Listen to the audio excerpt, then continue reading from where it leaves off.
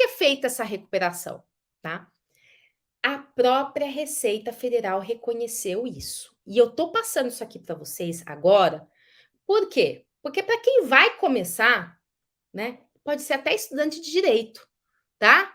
Pode ser recém-formado, pode ser estudante de direito, por quê? Porque não precisa de OAB.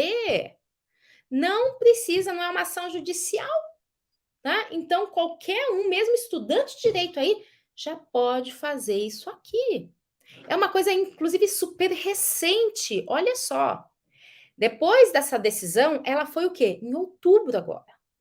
Tanto é que isso aqui nem é uma notícia de jornal. Isso aqui eu tirei o print do site da própria Receita Federal, tá? Receita Federal esclarece a não incidência do imposto de renda sobre pensão alimentícia.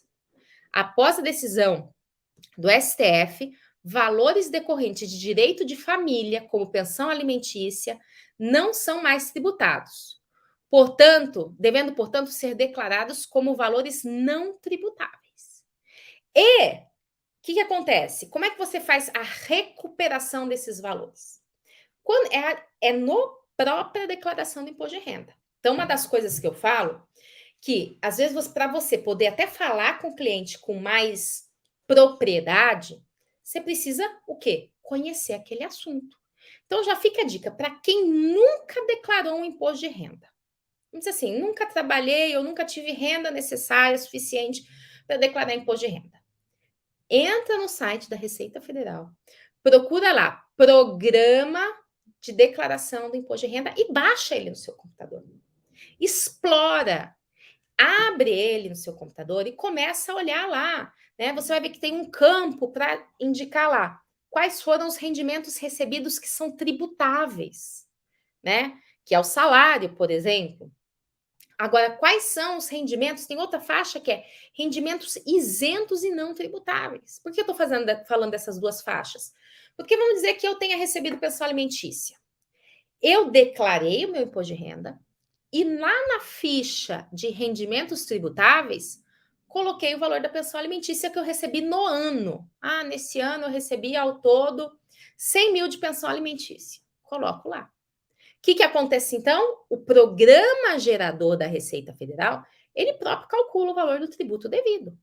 E o tributo foi incidente, inclusive, sobre essa pensão alimentícia. Então, o que você vai fazer? Você vai fazer uma nova declaração, né? De caráter do quê? Retificador. É como se fosse fazer assim: eu vou refazer a declaração do imposto de renda, só que eu vou colocar que ela é retificadora, ou seja, ela é para corrigir a anterior, e aí em vez de colocar aqui em rendimentos tributáveis, esse valor da pensão alimentícia eu vou colocar lá no campo de isentos ou não tributáveis, indicando que é pensão alimentícia.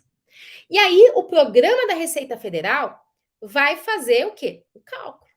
Então, se antes ele me deu lá um valor a pagar de 20 mil reais, agora ele vai fazer um cálculo e ele vai me dar um valor a pagar de zero, porque aquele valor não é tributável.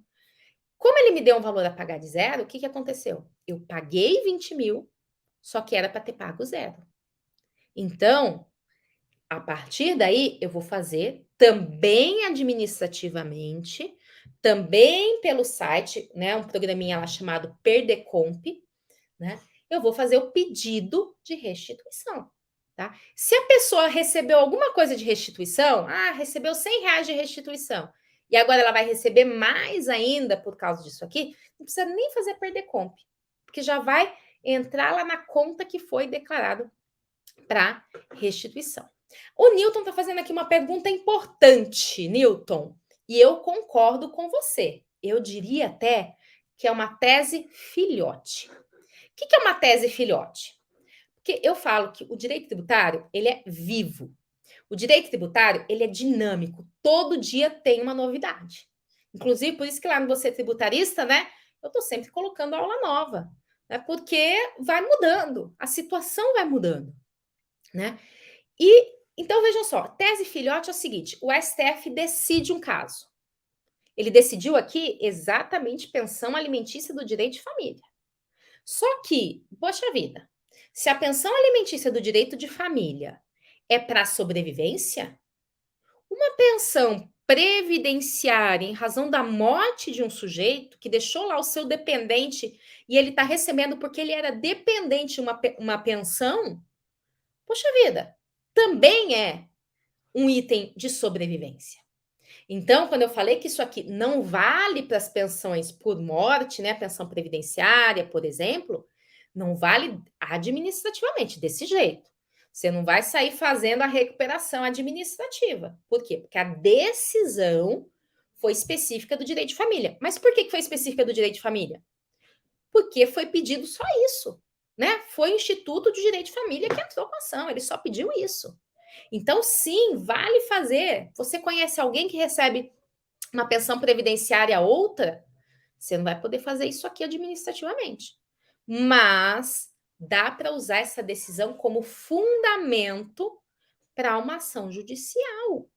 Uma ação judicial para reconhecer que, assim como aquela pensão do direito de família, essa pensão aqui previdenciária que está sendo recebida, ela também é necessária para a sobrevivência.